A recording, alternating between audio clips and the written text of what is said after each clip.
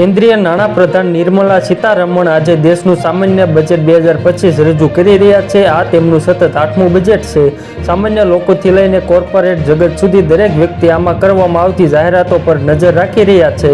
આ વખતે સરકાર મોંઘવારી અને કરવેરા મોરચે લોકોને મોટી રાહત આપે તેવી અપેક્ષા છે।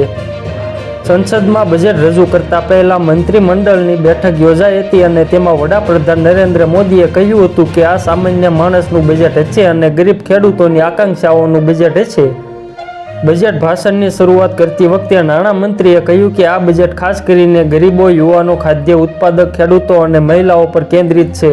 બજેટની શરૂઆત સાથે જ તેમણે એક મોટી જાહેરાત કરી અને કિસાન ક્રેડિટ કાર્ડની મર્યાદા વધારીને 5 લાખ રૂપિયા કરી।